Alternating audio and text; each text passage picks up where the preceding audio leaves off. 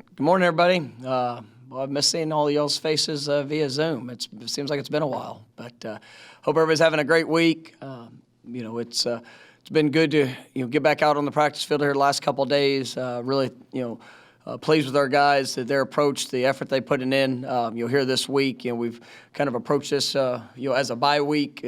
Coming in Tuesday, really didn't know what to expect. We had a good sense that we'd be playing a conference opponent there on the 12th. Last night, being able to get that solidified and knowing what the schedule is was definitely exciting for our guys, and had great energy today. I thought the guys really flew around. We're limited numbers right now, but I thought the work that we did get in, it was impressive to see the guys' response, and really pleased with that.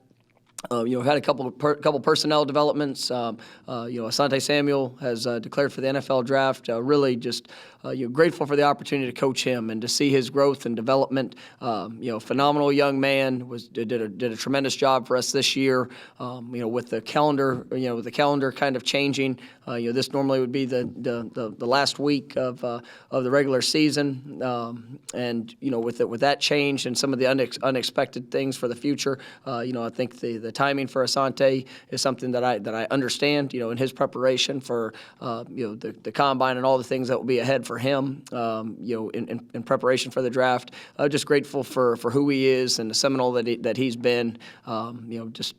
Really enjoy. We had a good talk there on Sunday, and just support him on his future endeavors and on his journey to the next level. LaDamian Webb opted out. I was able to talk with LaDamian there Sunday and Monday, and LaDamian is all intention to return and be here in January. This is it's a challenging time. There's a lot of things that with some of the changes that we've experienced, some of the things that are going on in our country, just with the virus, this is something that he made a decision on, that he's got a couple of youngsters that he's gonna be with here over that time, and but definitely expecting him back there in January.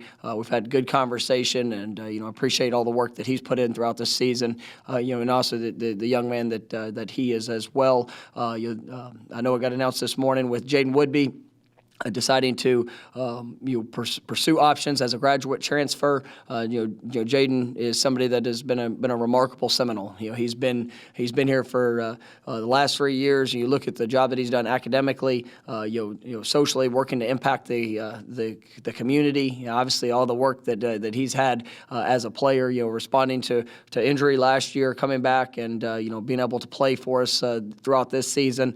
Kind of similar situation, just with the timing of where it is. It's a decision that Jaden has been thinking about, and as he's going to take the next step, and within his career, really the timing played more of a factor of it than anything else, of just making that choice with this would have been the last the end of the regular season and kind of the start of that next phase. And so he's going to explore those options. Once again, there's nothing beyond that other than just support and encouragement for Jaden and his continued journey for his career. But grateful for the time and the Seminole that he's been. So just kind of update on personnel.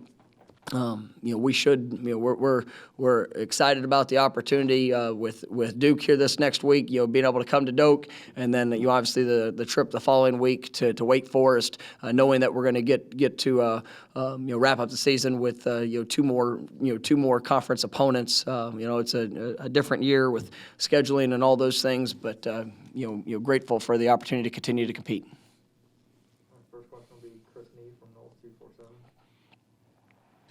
Coach, with being shorthanded in practice, are any guys going two ways? How are you guys kind of making up for numbers in the interim? And also, when do you think you're going to be closer to more what you expect roster-wise in the next week or so? Well, to answer the first part of the question, no, not with this week. Not having the game. That was something that we were prepared to do. We were ready. On Sunday as a coach, really all day, Saturday and Sunday as a coaching staff. Really went through. Kind of reevaluating, restructuring some of the things roster-wise of how we could go out there and play a game and you'll be available for Duke as originally scheduled. Felt confident that we were going to be able to get that done. We do have some guys with some position flexibility, and it would have been definitely unique, but it was something we were prepared to do. And that was something that was as we went through Sunday night when the ACC decided to kind of schedule things. It kind of took it out of our control. We do expect having guys back here sooner rather than later. I know the CDC came out. There's been some reports about shortening the quarantine time that is required. If that happens, then that we're going to get the majority of our guys back. There'll just be a couple players that are still going to be going through the process. But that's something that could really shore us up quickly. So we'll see how that goes. But we're just focusing on continuing the fundamental growth, the conceptual understanding, the continuing to build these guys in all aspects. And like I said, they came out and they worked. We have adjusted practice, in the amount of repetition that we're taking just because of limited numbers. But those guys, the intensity has been there, the effort has been there, and I think we've gotten better in these last couple of days. I know at least one player, made a comment about maybe missing out on the opportunity to have a senior day. Was there a point at any point over the weekend where the guys didn't know if they would even have another game, or did you guys know? Did they know that there would be more opportunities to play? Well, I guess immediately Saturday, when that happened, there's always the immediate concern of what is this going to look like for the next week. Sunday night when the new schedule came out, it was something that was important to me. In discussion with the administration and the conference to know that there was going to be an additional opportunity for us to play. It's something that we've pretty much understood and expected that would happen. From the earlier cancellation, was unaware of the opponent, I guess I would say. We planned for what we planned for, but obviously that changed up a little bit there yesterday. And I did tell our guys, when the game was canceled for this week, that they could expect that on the back end. And so. But like I mentioned in I guess my radio show, it was kind of a faceless opponent, not truly knowing who that was going to be, but just continue to focus on our growth and what we could control, and that's the thing I was probably most pleased with was Tuesday's practice, not having a real clue of what that was going to be, and just the effort and the energy that those guys brought to come out and get better. And it's something we need. It's something that that gives you a shot or a chance to show just your love and desire for this game and your teammates and the opportunity to grow and get better. And I thought it was a great illustration for our guys just to be able to use that as an example. And I thought they did a great job with that.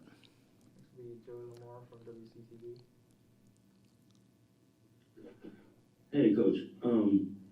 The press release from David Coburn about the postponement of the Virginia game said you guys only have 44 scholarship players, and then with opt-outs, quarantine, contact tracing, and injuries. And then when they said that you have a game on December 12th, are you worried that? Well, one, do you think that's enough time to get some of those guys back to have a roster to be able to compete at the high level that the ACC competes at? And two, do you think those guys who are quarantined for contact tracing have enough time to prepare for an opponent?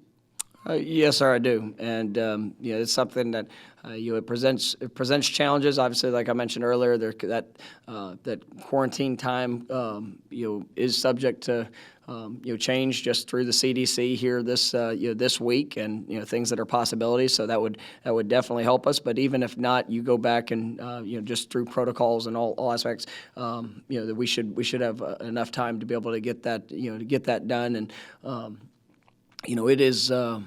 it's challenging when especially the timing of what happened there, Friday, late Friday night and early Saturday morning, going through that.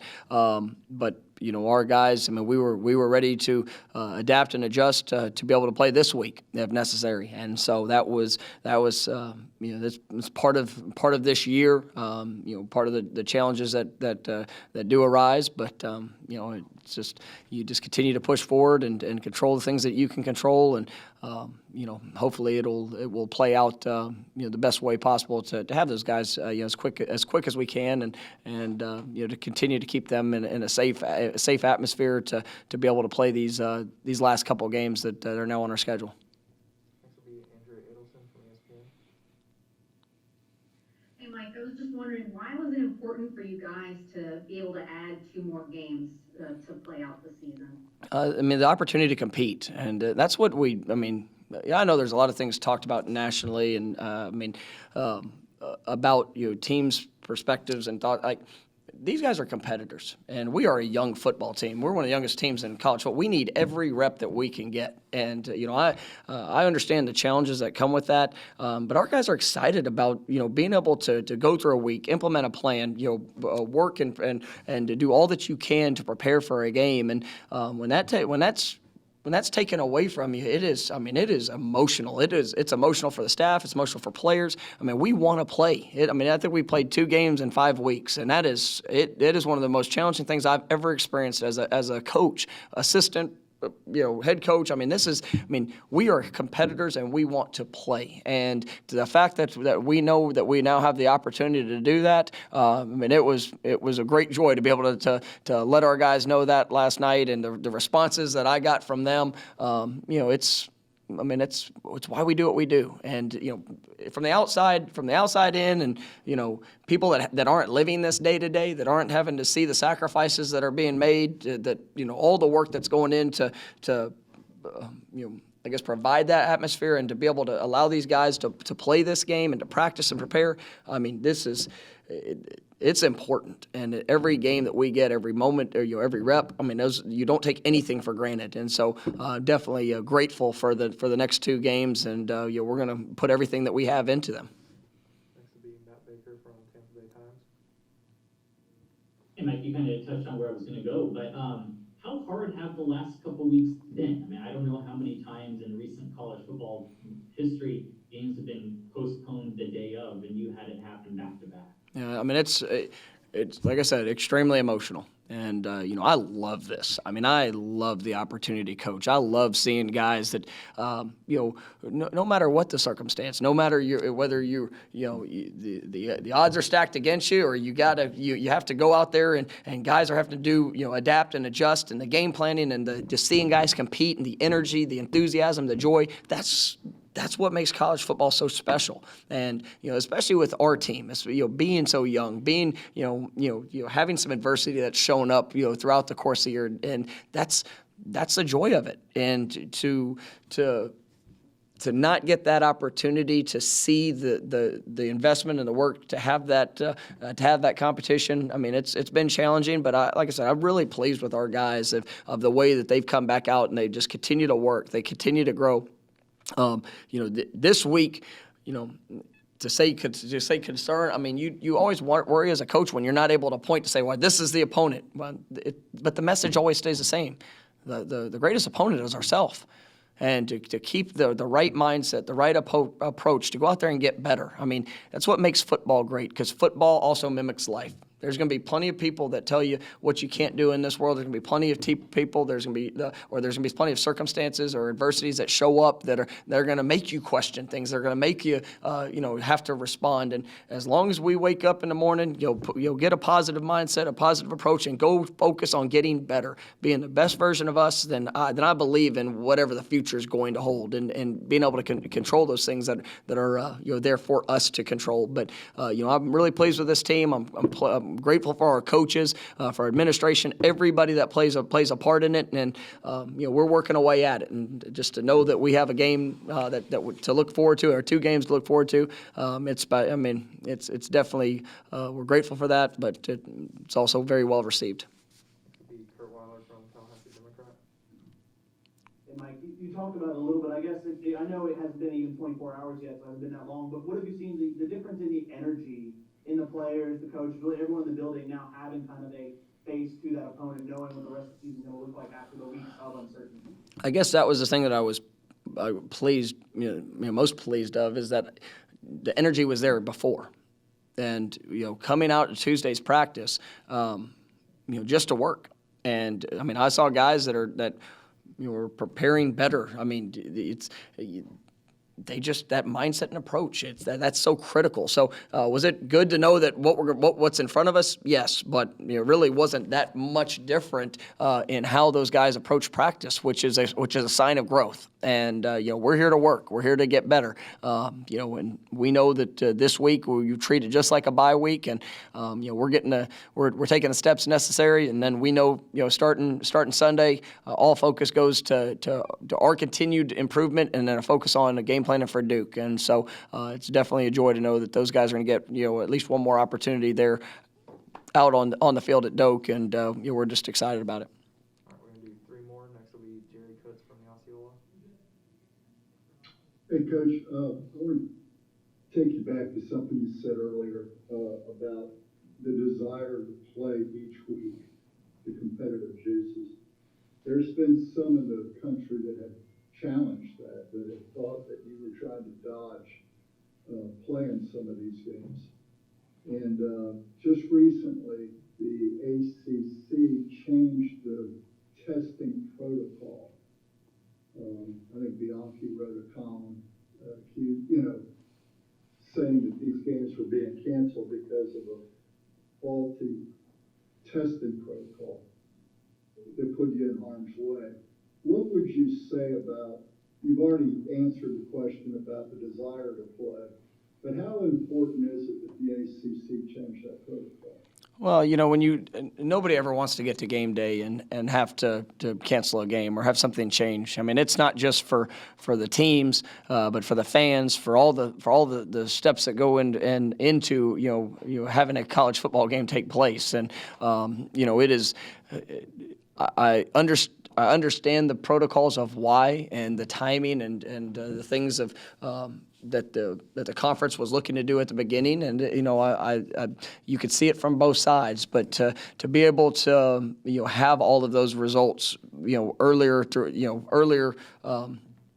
in the week before we get to that point, I think is a wise move, because I never want to experience what we've had to experience the last 2 weeks.